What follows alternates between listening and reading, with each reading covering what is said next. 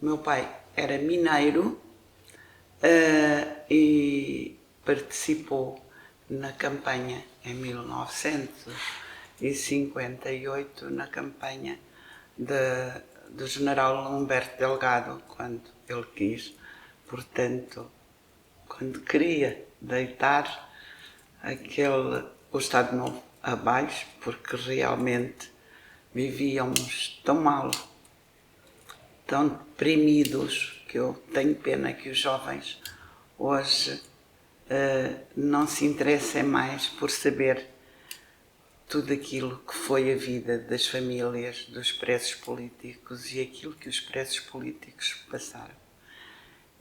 O meu pai portanto, participou nessas eleições e logo a seguir, na campanha, e logo a seguir foi preso, foi muito maltratado por a GNR em Mértola, de tal maneira que quando puseram na rua teve que ir ao hospital, em Minas de São Domingos, e foi informado que voltavam a prender, e então fugiu.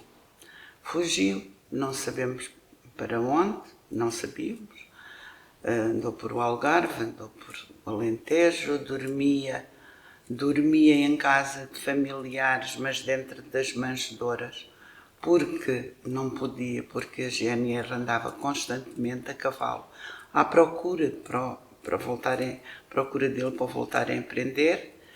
É preciso também dizer que nas Minas de São Domingos era a única terra do Baixo Alentejo, aliás foi a primeira terra a ter luz elétrica, e que, como era uma terra mineira, havia um sindicato. Nessa altura, tudo o que não estava a favor de Salazar era comunista. E o meu pai estava integrado, portanto, nesses grupos. Só havia o Partido Comunista. Entretanto, o meu pai andou fugido. Vários meses nós não sabíamos por onde é que ele andava, a não ser quando estava em casa desses tios, mas tinham medo de nos dizer, porque nós não podíamos falar com ninguém. Nós éramos constantemente perseguidos em casa, se saíamos, para onde íamos, com quem estávamos. Não éramos donos de nós próprios. Vivíamos amordaçados. Eu tive uma infância terrível. Não me lembro da minha adolescência sem andar com medo, constantemente. Entretanto, o meu pai veio para Lisboa. E quando veio para Lisboa, aí soubemos, mas ele estava em Lisboa, vivia em Lisboa com um nome fictício, não era com o nome próprio. E depois vim a saber, como eu era dos 4 filhos a mais velha, e tive que me separar da minha mãe, dos meus irmãos, porque ele estava doente, com saudades minhas, com saudades dos outros filhos, da mulher, e eu deixei tudo. Vim com o médico de família, Dr. Santos Martins, que por acaso era desta cidade de Coimbra, era natural daqui. Um grande amigo do meu pai e que o apoiava em tudo aquilo que ele fazia. E ele trouxe-me para Lisboa e entregou-me a uma pessoa amiga que depois me foi levar ao meu pai, onde ele vivia, uns amigos que ele arranjou de Lisboa, mas que lhe deram guarida. O meu pai arranjaram-lhe trabalho e ele vivia em casa de um desses amigos, um grupo que o apoiaram bastante. Por isso eu, quando vim para Lisboa, vim para casa de um desses amigos, dormia com a filha, com uma menina da minha idade, 10 anos, 11 anos na altura. Eu tive que começar, para ocupar o tempo, comecei a trabalhar numa retrosaria, mas eu sabia que era constantemente vigiada pela PIDE. Eu não podia visitar amigos, não podia visitar colegas de escola, porque depois matriculei-me aos 14 anos, tive que me matricular num curso à noite, na Escola Comercial Ferreira Borges, porque Mas eu era vigiada constantemente, eu não podia ir para lado nenhum, porque tinha medo que fossem incomodar os pais das minhas amigas, porque às vezes saía e era interrogada de onde vinha, para onde ia, onde é que estava o meu pai, eu sem saber. Aliás, nessa altura eu não dizia, não sabia do meu pai e não podia sequer falar no nome dele, passei uma infância terrível, uma adolescência que não me deixa nenhuma saudade. E eu quero vos dizer que o meu pai, portanto, fazia para conseguir chegar a outros camaradas notícias e alertá-los para eles terem cuidado. O meu pai fazia de mim, eu transportava o Avante, que era o jornal, o único jornal que existia na altura para eles comunicarem, transportava o jornal dentro, na camisola interior, apanhava o elétrico, o 18, para o Terreiro do Paço, e o meu pai ia no elétrico atrás e eu levava o jornal, chegava ao Cacilheiro, passava para Cacilhas, aí o meu pai entrava, mas nunca ao pé de mim, e eu levava o jornal para a casa de outros amigos que esperavam, tirava o jornal e então aí o jornal era distribuído de casa em casa dos outros camaradas para poderem ter as notícias e lerem o que se estava a passar. Ia ao sábado de manhã, vinha ao domingo à noite, novamente para Lisboa. Quando cheguei à idade, vivi até aos 14 anos, e quando cheguei à idade dos 14 anos, matriculei-me então no curso noturno comercial, na Escola Ferreira Borges. Mas foi sempre uma vida de... Eu via as amigas irem de férias, via as amigas saírem ao fim de semana. As minhas saídas eram única e simplesmente para Caxias, porque entretanto o meu pai foi preso em 58, 60, 62, 63. O meu pai foi preso e teve a vida uns 5, 6 anos em Caxias. E as minhas saídas eram ao sábado eu ir visitar o pai e ao domingo ia à mãe. Portanto, para ele ter visitas 2 dias. Visitas essas que eram marcadas sempre com... Ele estava numa rede, havia um corredor onde estava um PIDE e eu estava numa outra rede.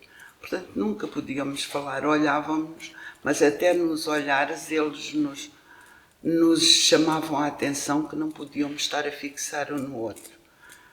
Eu chorava, meu pai chorava e estava um PIDE do lado do meu pai, ao lado, em que lhe dava uma bofetada. O meu pai foi torturado. O meu pai chegou a estar 15 dias sentado numa cadeira com um pingo de água gelado dia e noite a cair-lhe em cima da cabeça, que não podia fechar os olhos. O meu pai não podia fechar os olhos, o meu pai não podia olhar, fosse sempre olhar na direção que eles queriam. O meu pai foi torturado, chamavam-lhe a tortura do sono, de pé, dias e dias e dias, sem poder sequer fechar os olhos também. Era a bofetada. No Aljube, enquanto esteve no Aljube, na altura que esteve no Aljube, esteve preso com uma pessoa muito conceituada que, inclusivamente, depois acabámos por conviver quando eu vim para Coimbra, casei em 72 e depois acabei por... O meu marido era muito amigo com o Dr. Fernando Val. O meu pai esteve preso no Aljube com o Dr. Fernando Val. O meu pai era um homem simples, com uma 4ª classe, mas um homem muito inteligente, com muita vontade de aprender sempre tudo. E aí do Aljube então é que passou para Caxias. A nossa vida ele era torturado e nós éramos torturados também cá fora, porque não éramos senhores, não podíamos conviver. Continuava a não poder visitar, mesmo as minhas colegas de escola. Eu estudava, chegava a casa à meia-noite. À meia-noite tinha aqueles 2 homens, eles iam-se revezando, não eram sempre os mesmos, mas sempre aquelas figuras horríveis, à porta de casa. Com quem é que eu tinha estado? Uma menina com 14 anos. Com quem é que eu tinha estado? Com quem é que eu tinha estado nesse dia? Com quem tinha falado? Era uma coisa, todos os dias, todos os dias.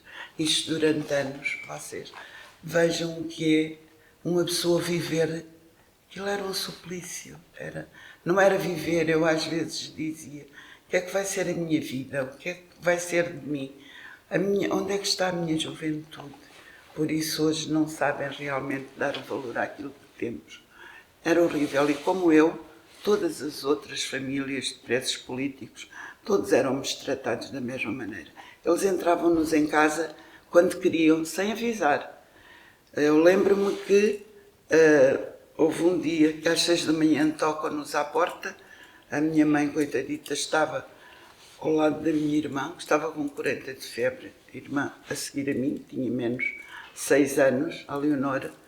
E eles entram por ali dentro de uma coisa, agarram na criança com 40 graus de febre e põem-na no chão. Parecia que estavam a agarrar num coelho, um animal, e atiram-na para o chão. Minha mãe começou a chorar para não fazerem aquilo à menina.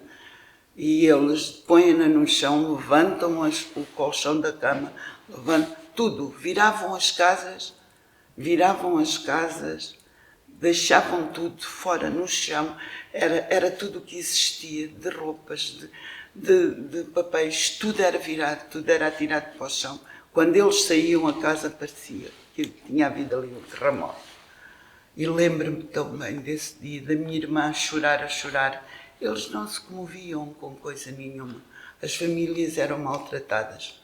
Eu lembro-me que a minha mãe chegava, trabalhava, depois começou a trabalhar, nunca trabalhou, enquanto vivíamos no Alentejo, e depois quando teve que vir para Lisboa, nessa altura que o meu pai foi preso, trabalhava nas escolas, na cozinha, na escola comercial onde eu andava, na Ferreira Borges. Vinha com os sacos à noite e eles esperavam por ela só para lhe dizer: vens aí carregada que nem uma mula. E ele está de pernas estendidas em Caxias a descansar quando era tão maltratado. Era assim que eles tratavam as pessoas. Nós saíamos da visita e eu que já era uma menina, com 15, 16 anos, olhavam para o meu pai assim: pensas que ela vai para casa? Agora está ali um gajo à espera dela que vai, leva a mulher e leva a filha, nem fazes ideia, vão entrar, é lindas coisas. Eles, psicologicamente, eles torturavam os presos assim. E aquilo que faziam comigo, faziam com as outras famílias. Nós não podíamos tocar no pai, não podíamos. E quando ele dizia acabou, nem podíamos olhar, nós saímos lavada em lágrimas. Eu não quero pensar em momentos tão horrorosos como nós passámos, como nós éramos torturados psicologicamente. É uma coisa impressionante, impressionante. E haver um pai estar ali com uma toalha à volta do pescoço e fazia discretamente toda neve. Eles partiram os dedos dos pés ao meu pai, os dedos grandes. Torceram-lhe o pescoço, queimaram-lhe os testículos com cigarros. O meu pai estava todo marcado com mazelas. Lembro-me, o único tempo que ele mesmo assim passou melhor. Eu não posso ouvir falar em Caxias, eu nem posso, quando vou a Lisboa, quando passo ali naquela zona, me vira a cabeça só de me lembrar dos anos que eu fui. O meu pai era torturado e nós éramos torturados. Foi no Hospital São João de Deus, quando lhe arrebentou uma úlcera, e ele teve que estar internado com várias pessoas. E um dos grandes amigos que o meu pai entrou para lá, não era analfabeto, tinha a quarta classe e era um homem inteligente, mas depois saiu de lá um professor porque o meu pai esteve na sala vários meses, com Saldanha Sanches. E então ele tinha um respeito por meu pai e uma amizade, uma coisa impressionante. Quando depois ainda estiveram juntos, depois quando se deu o 25 de Abril, e que ficaram uns amigos inseparáveis.